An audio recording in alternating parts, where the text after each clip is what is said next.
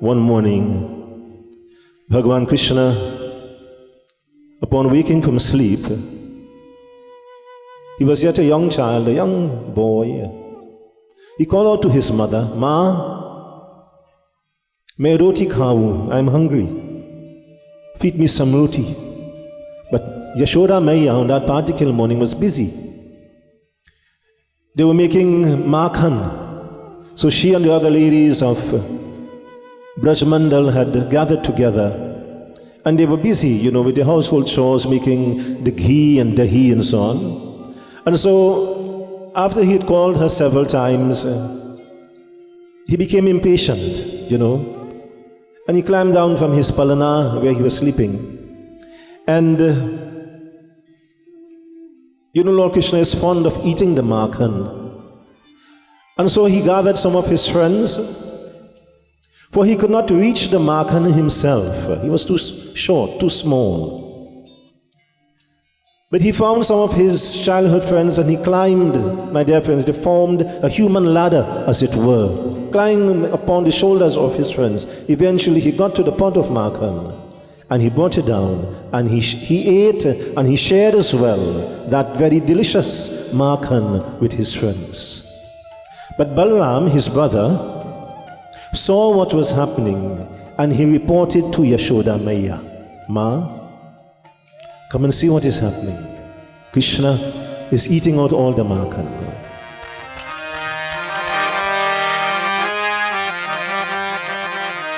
And so hurriedly, Yashoda Maiya arrives to investigate the reports of Balram.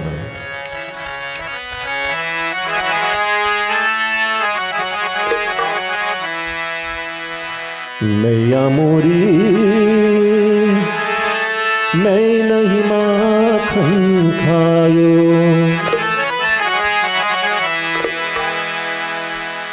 And so she asked Krishna, "Did you steal? Did you eat the makhan?" He says, "Ma, nahi, not me. मैं नहीं माखन खायो." But when she looked at his mouth, when a young child is eating anything, you don't have to ask them what they eat, because sometimes, all around the mouth can be seen, if it's roti and aloo or whatever it may be, they have a way of eating that the evidence is clearly visible. So although he says, "Main nahi makhan khayo," yet the evidence was there that indeed he was eating the makhan. My dear friends, this beautiful bhajan describes one of those delightful Bal Leela, the childhood glories of Lord Krishna. Now also in his childhood days, Bhagavan Krishna had developed a beautiful friendship with Sudama. And that friendship, my dear friends, was nurtured in Gurukul. And they are now both grown up. Bhagavan Krishna has become the king of Dwarikapuri, and his friend Sudama, his Guru Bhai, lives in the village of Vidarbha. But Sudama, my dear friends, has been affected by poverty and hunger. He's married. His Dulahin's name is Sushila. He has 4 sons. But they're barely surviving. Sometimes on a daily basis there might be barely enough food to feed the children. They would ensure that the children are fed. But sometimes Sudama and his Dulahin may have to go without food. And so, the Dulahin is enduring all of this. But as we often say, sometimes you could only take so much. And so one day she has had enough. And so she confronts Sudama that whilst you are languishing in poverty here, your Guru Bhai is the king of Dwarikapuri. He is known never to turn away anyone. Why don't you go to him, O Sudama, and ask for some help? What would be Sudama's response? First, we chant Bhagavad Mahapuran Sumiran as we seek the blessings of Shri Krishna, Bhagwan, that the glories of Bhagavad Mahapuran would be bestowed upon each devotee. That just as the devotees of Brajmandal, Vrindavan, Gokula, Mathura, and surrounding areas. And so, my dear friends, Sushila approaches Sudama. O Sudama, look at the condition under which we live. Your Guru Bhai, Krishna Bhagwan, is the Raja, the king of Dwarikapuri. Why don't you go and seek some assistance?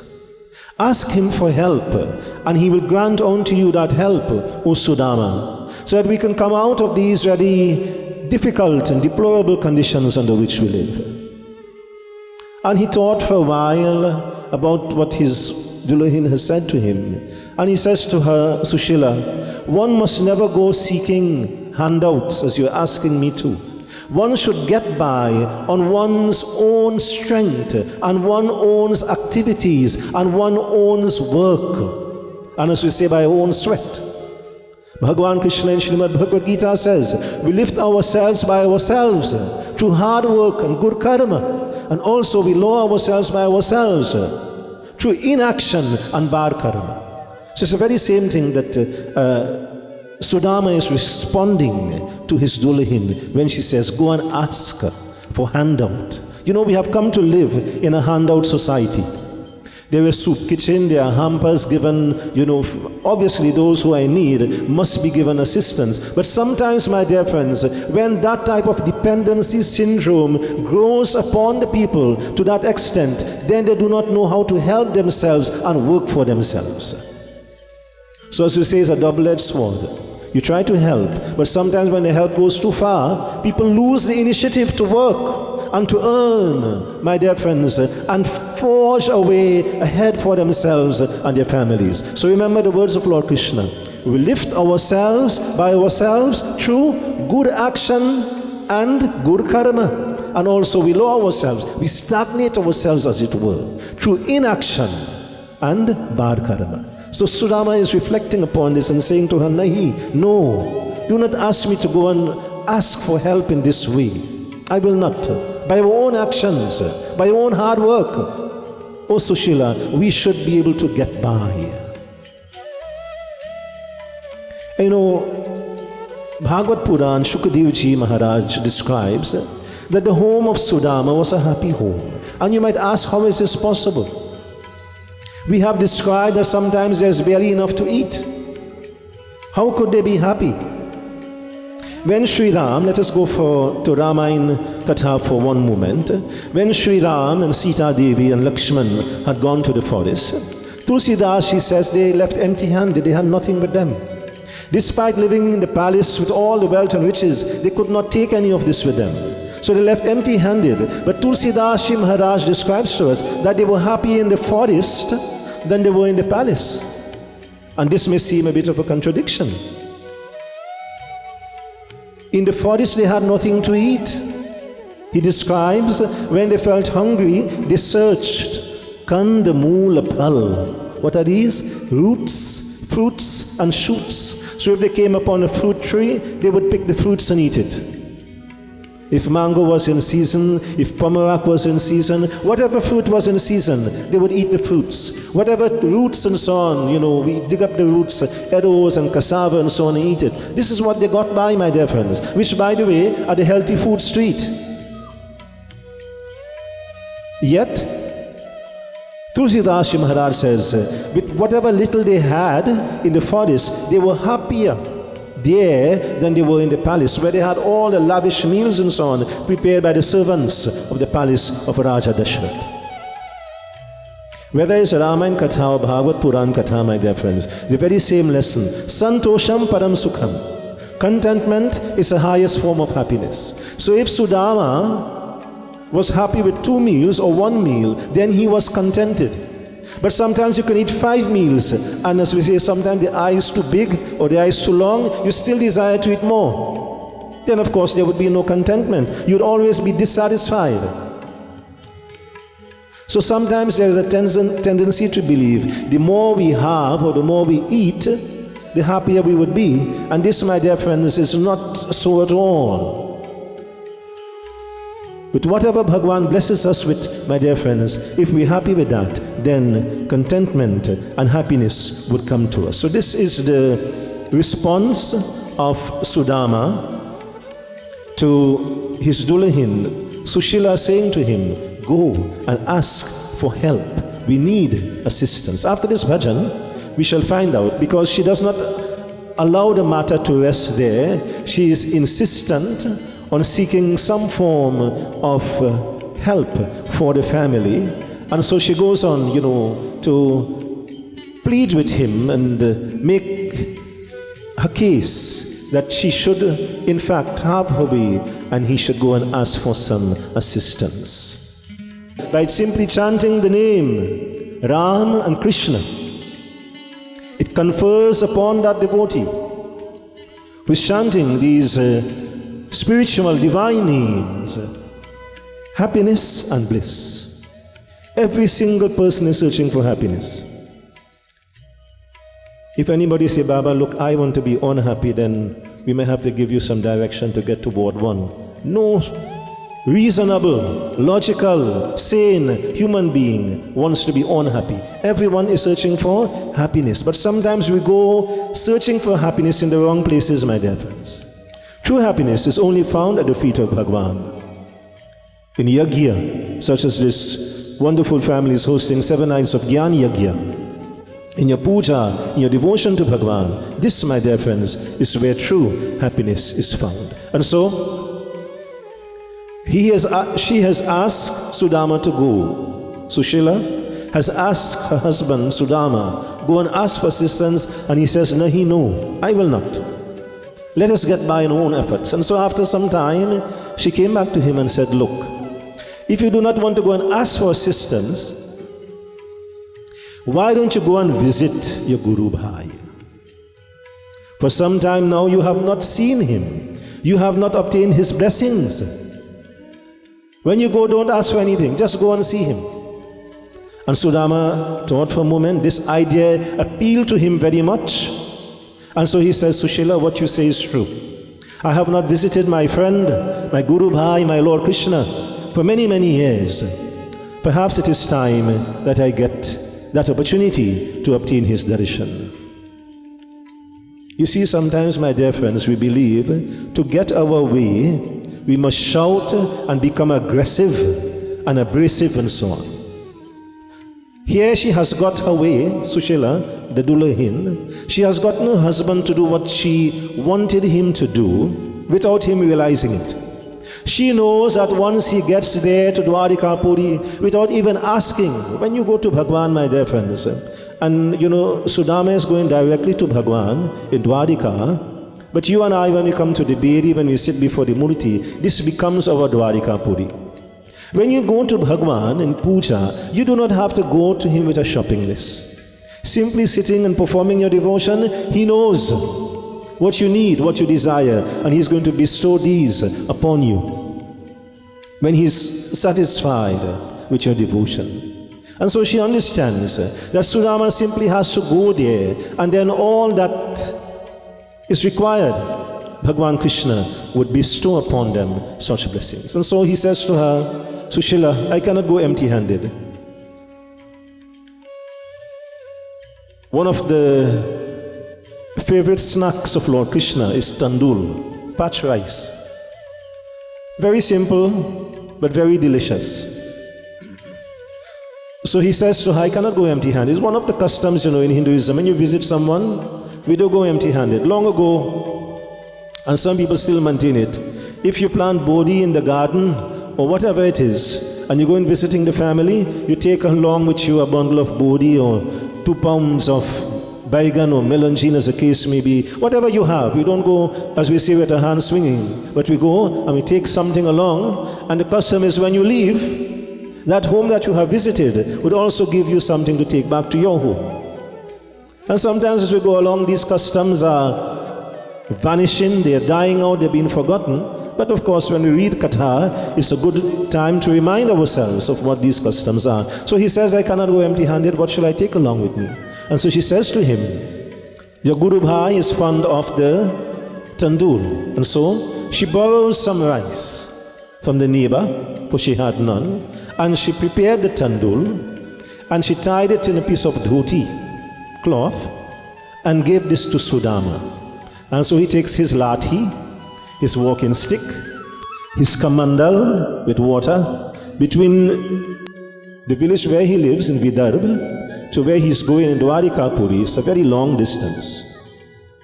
Long ago you didn't have any bottled water to take along with you, or standpipe to, although the standpipe is dry now, I understand.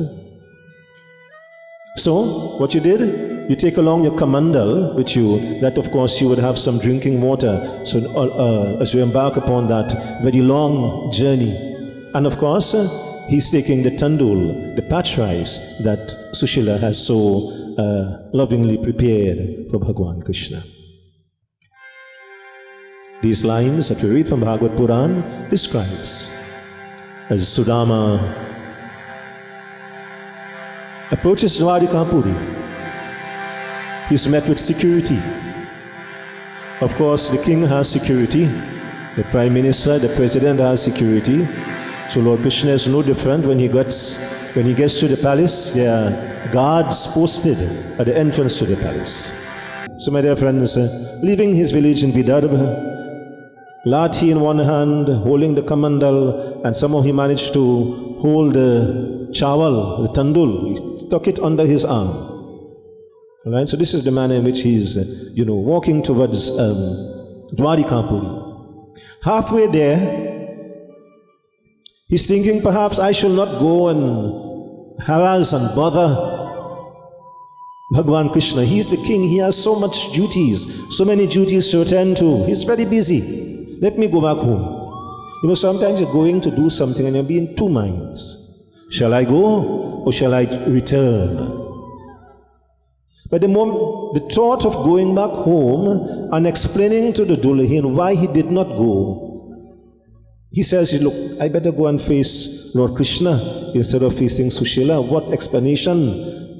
How much explanation I would have to explain to her why I changed my mind and turned back. So, when he thought about all of the explanation he would have to give to her, he says, I will go and meet with my Guru Bhai, Krishna Bhagwan. And so, my dear friends, as he's walking along, he's, having this conversation with himself, and finally he arrives at the entrance to the palace, and there, of course, he's met with the guards. And so he says to them, I have come to see the king. But when they looked at Sudama, he looked very disheveled. His clothes was torn and worn out. He was covered with dust, for he had walked all the way from Vidarbha to Dwarika. So he looked, very unkempt. And when he says to them, I've come to see the king, they began to laugh. And sometimes, it's not good to simply look at someone and pass judgment, on that person on account of their appearance. But they have strict instructions from the king, Bhagwan Krishna, that whomever comes to the gate and asks to see me, they should not be turned away. Say to the king, my name is Sudama. Tell him I am his Guru Bhai from Gurukul. Long ago, when the Gurumukh Sanskar was performed, the child did not stay home in the parents' home. They had to leave their home and go to Gurukul, the school at the Guru's home, where the Guru would teach them, the mantras, and to do havan, to do puja, and the beliefs of the Sanatanis Hindu. They would be taught well, and then they would return to their homes when the Guru would certify them. that he had learned sufficiently in that stage of brahmacharya. So this is what Sudama is saying to the security guards at the palace there. Say to him, to the king, that I am his Guru Bhai. We went to Gurukul together and I have come to see him. And so, little bit hesitant because Sudama didn't look too up to mark, as we say, Still, acting upon the instructions of the king, whomever would come to see me, do not turn them back. Let me know. And so, the guard says to the king, there is a Brahman from the village of Vidarbha. He says his name is Sudama. O Raja, he has asked to see you. And to the amazement of all who were there, the guards, the ministers, Rukmini and others, it was the first time they saw that the king did this for anyone. Normally he would say, okay, usher them in, bring them in, lead them into the palace. But on this occasion, no. He jumped down from the Singhasan where he was sitting, the throne where he was sitting, and he ran out of the palace, my dear friends, to the gate to meet with this visitor himself.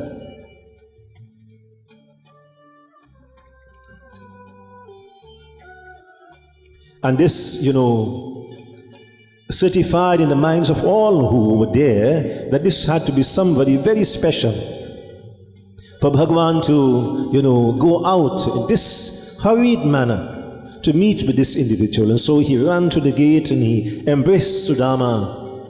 Oh Sudama, why have you taken so long to come to me? I have been looking forward to your visit for so long. My dear friends, Bhagwan says the same thing to us as well. As we say, we do not have the direct opportunity as Sudama had to go directly to Dwarika Puri and meet with him. But we go and visit Bhagwan. We go to the lotus-like feet of Bhagwan, my dear friends, as this family is doing, as we say, in puja, in yagna. When you will sit in your own homes and perform puja, this is our medium, this is our avenue, my dear friends, whereby we too go and meet with Bhagwan and accept. Bhagwan accepts us into his embrace as he has embraced and welcomed Sudama. And so he holds Sudama by the hand and he enters into the palace in Dwarika Puri, my dear friends, and he puts Sudama to sit upon his throne. And then he says to Rukmini, bring to me the lota, the water, and the thali, so I can wash the feet of this Brahman. We are very blessed, O Rukmini, that this Brahman has visited us here today.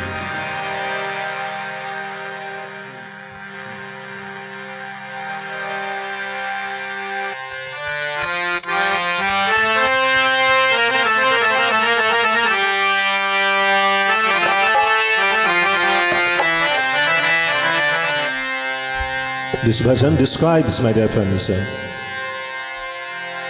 this beautiful encounter, this meeting between Lord Krishna and Sudama. Milane Sudama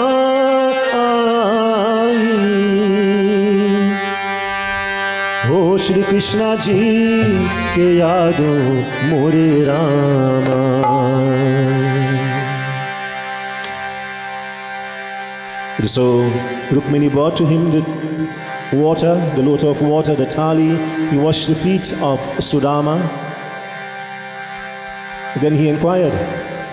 After he washed his feet and performed his arati and so on, as the traditional welcome, my dear friends, when the Brahman, the Guru, the Pandit would visit our home, he inquired, what did my Bhauji send for me? The bhajan says, Muthi ek tandul alai. That tandul, of course, is the rice, the parched rice that Sushila had prepared for Bhagwan Krishna. At first, he was hesitant to give to Lord Krishna. Sudama was hesitant to give to Lord Krishna this tandul, for he felt a little bit embarrassed. Why? Everything in the palace looked so new and beautiful and shiny. Everything was silken, beautiful. All the fabric and the clothing and so on. Sudama felt out of place.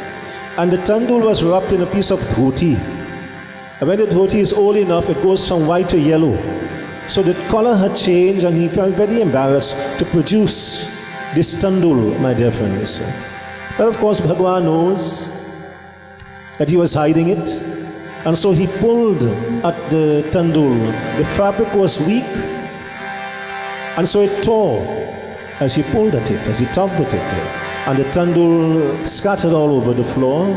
But this did not stop Lord Krishna. He grabbed one handful, muthi ek tandul alai, and ate that tandul.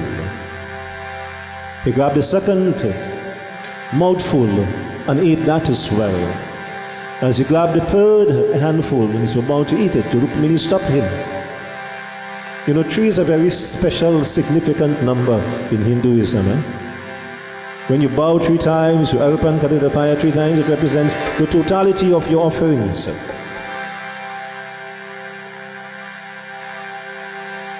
She says to him, Prabhu,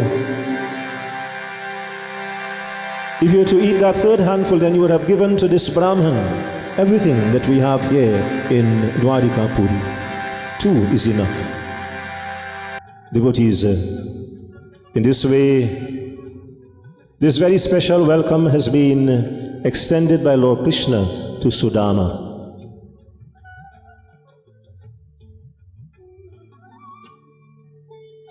Here we see Bhagavan Krishna demonstrating the highest level of humility.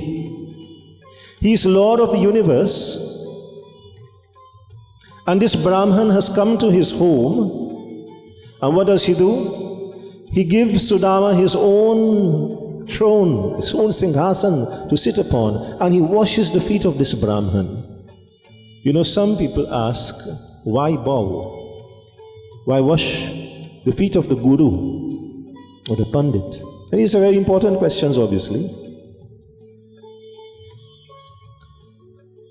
In the Ramayana Katha, for instance, when Sri Ram learned that his Guru had come to Ayodhya, he left what he was doing in the palace and he ran outside as Lord Krishna had done, and he met with the Guru Vasishta Muni. He brought him into the palace, my dear friend, and similarly washed his feet and performed Guru Puja as he welcomed his Guru to the palace.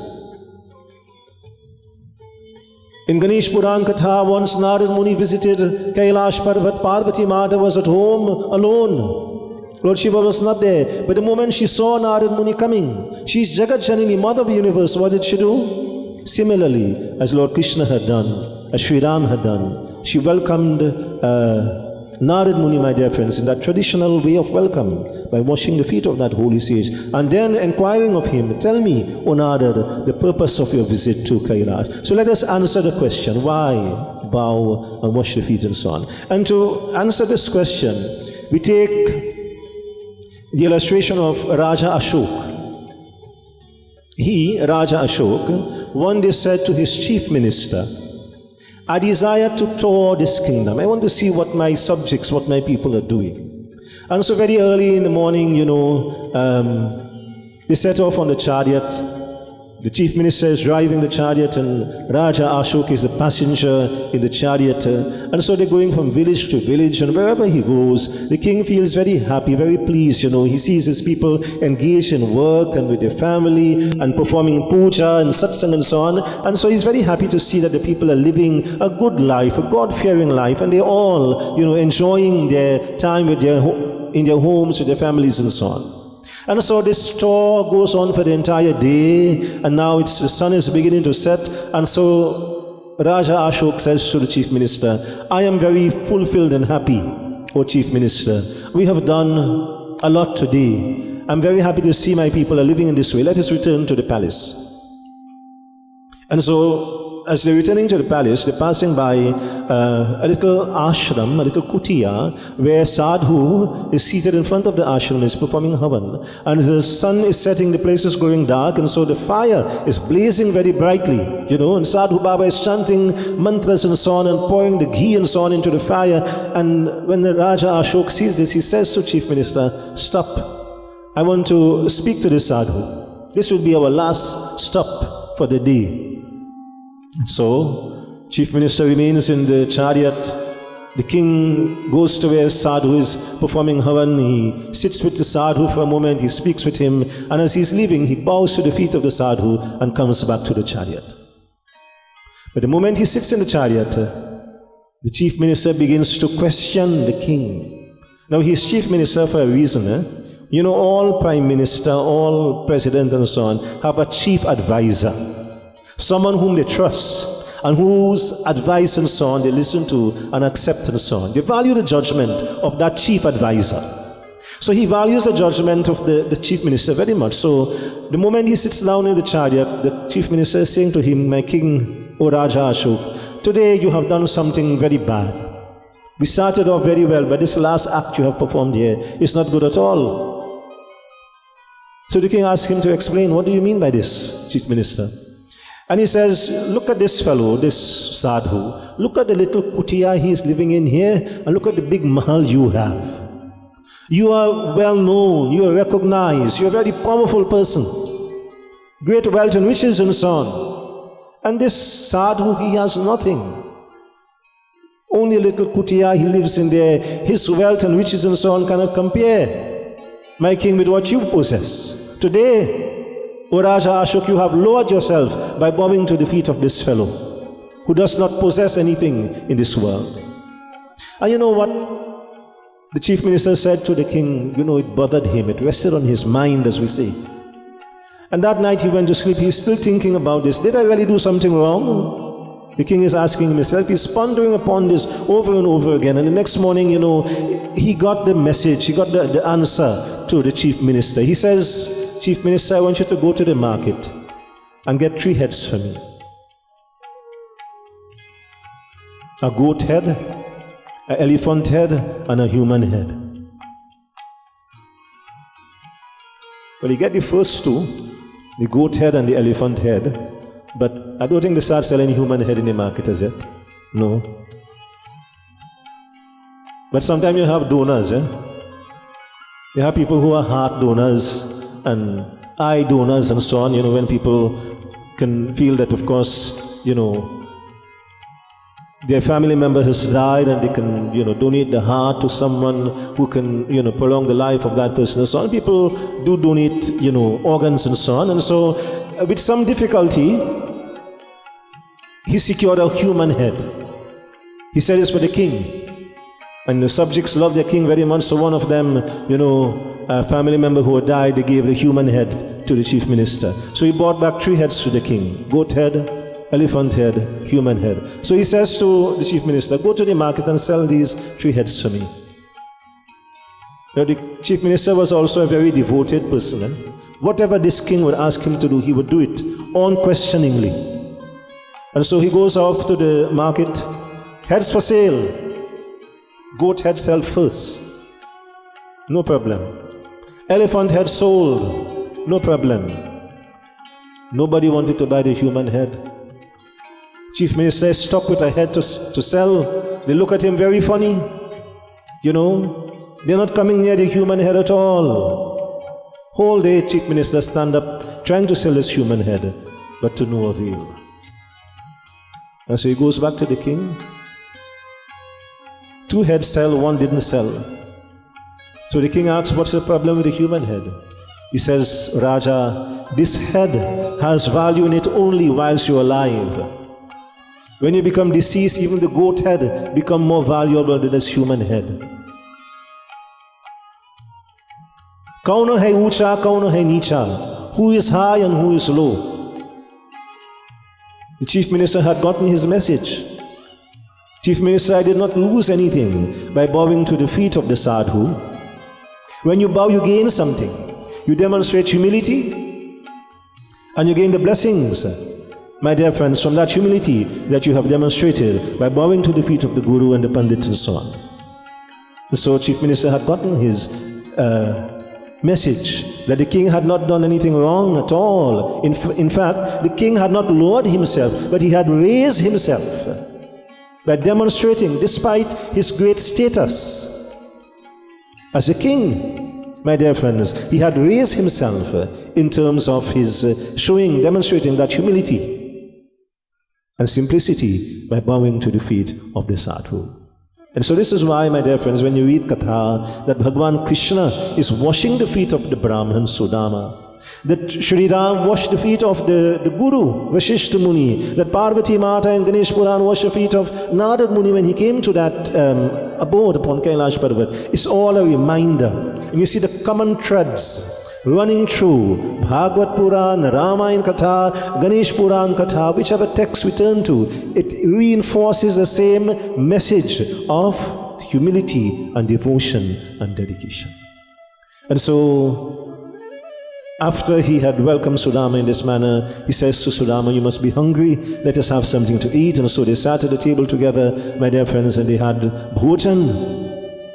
He offered Sudama to have a bath because, of course, he was still looking very, disheveled, having walked all the way from his village in Vidarbha to Dwarikapuri. And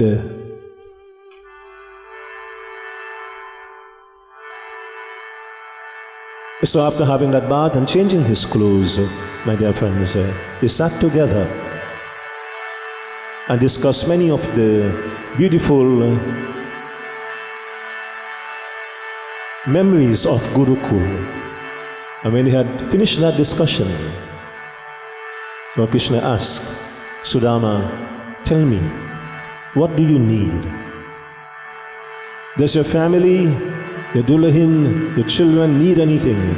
Tell me, O Sudama, and this will be bestowed upon you. This will be delivered to your home in Vidarbha, even before you arrive there. Here was the opportunity to ask without even asking for anything. And he says, Prabhu, we have everything. There is nothing that we desire. My home, my family is blessed abundantly with everything. Tere paiya pari, tere maiya, soja soja, rikuvar kanhaiya.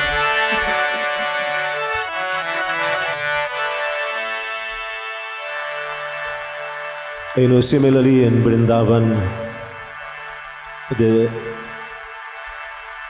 devotees of Braj Mandal, my dear friends, when Bhagavan Krishna held up the Govardhan Parvat at the time that the Raja Indra had unleashed terrible floods upon Vrindavan, the lives of the people were threatened, their livestock, the cow, was also threatened, and Bhagavan Krishna sheltered them beneath the Govardhan Parvat, just as an umbrella would shelter you from the rain. That Govardhan Parvat became like a massive umbrella that sheltered them from the rain and the floods as well.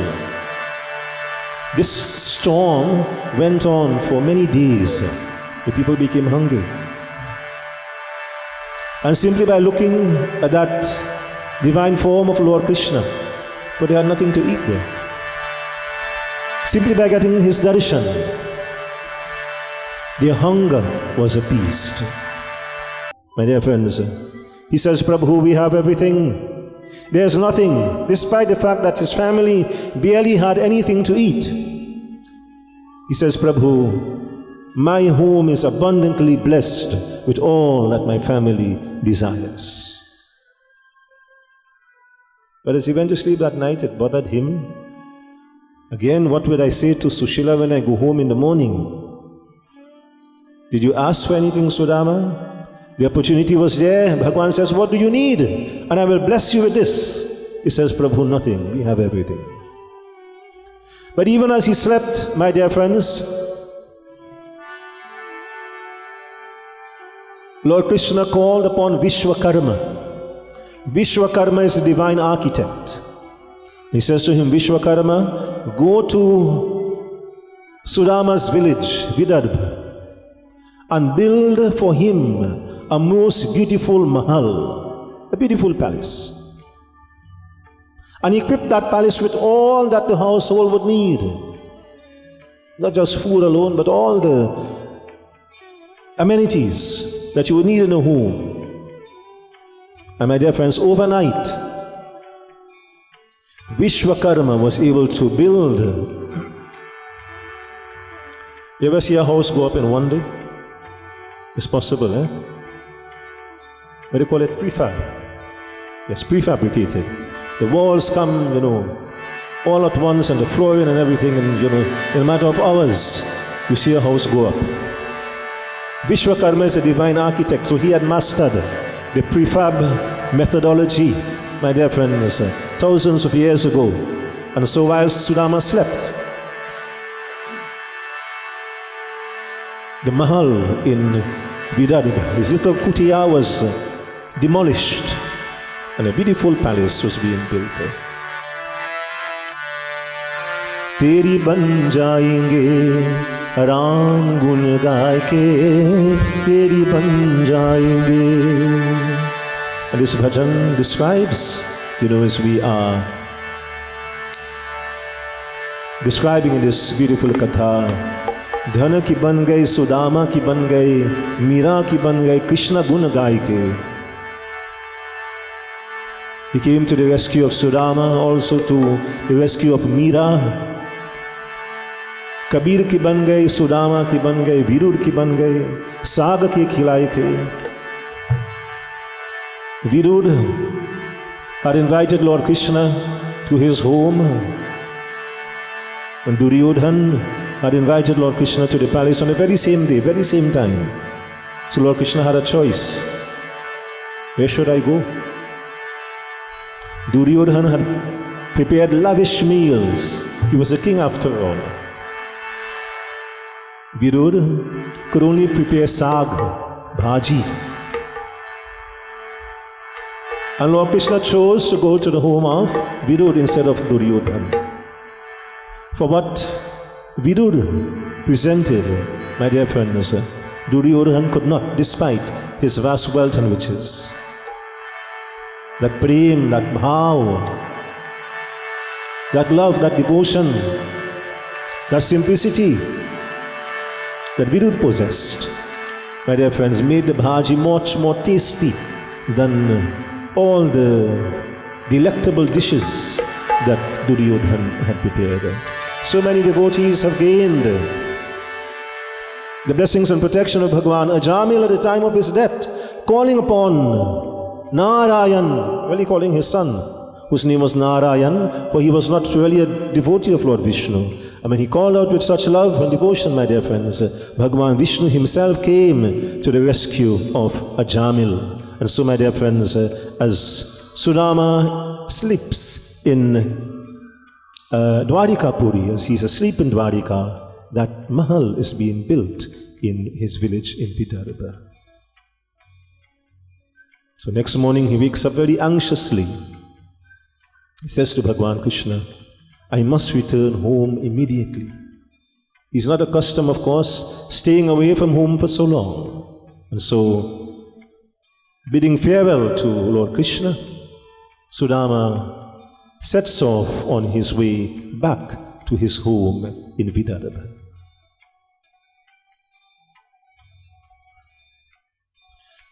And as we invite Panditji to begin the final havan with the shrotas, Sudama is on his way, my dear friends. He's preparing himself, what he would say to his Dulehin, Sushila, as he returns home empty-handed, or at least so he thinks. And so, as he enters his village, he follows the same pathway that leads to his home, to his little kutia, his little hut. And following the same pathway, my dear friends, he cannot find his home. Instead, he finds a big palace, a beautiful palace there. So he says to himself, maybe I'm lost. Can you imagine coming home into your trace here, Devi trace, and not being able to find your home? where you have lived your entire life. This is what is happening to Sudama. So he says, let me make sure. So he retraces his steps and begins the same pathway, carefully selecting that pathway. Yes, this is where I live, he says to himself. This is the road in which my home is found. And so ensuring he's walking along the same pathway, my dear friends, he reaches that point where his home should be, but again, he cannot find his home. Instead, he sees a beautiful palace. So he's confused. Bhagavan Krishna, of course, did not tell him that he had erected a palace in place of the hut. So he's looking up at the palace now, and as he looks at the upper balcony, he sees a lady combing her hair. Now the lady resembles his Dulahin very much.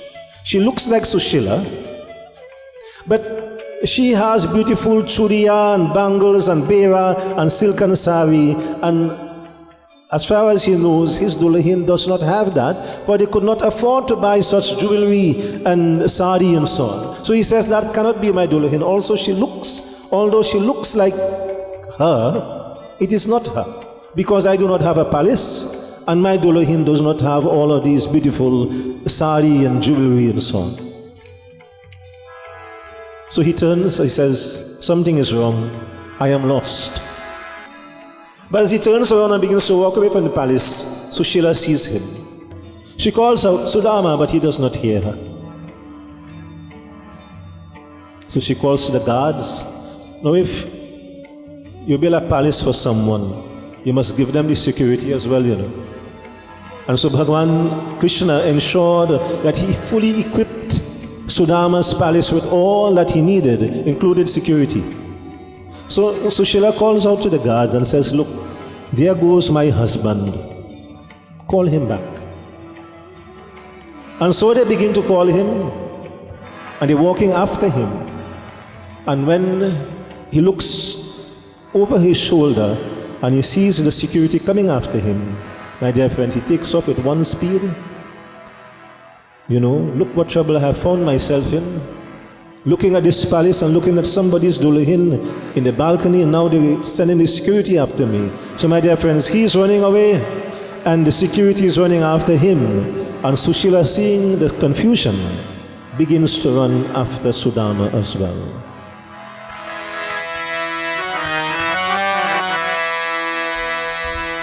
Sudama mandir dekh dhare. Sudama is bewildered, he's confused at the sight of this beautifully decorated palace. He searches for his old home, but he cannot find it. All of this is due to the miraculous powers of Lord Krishna.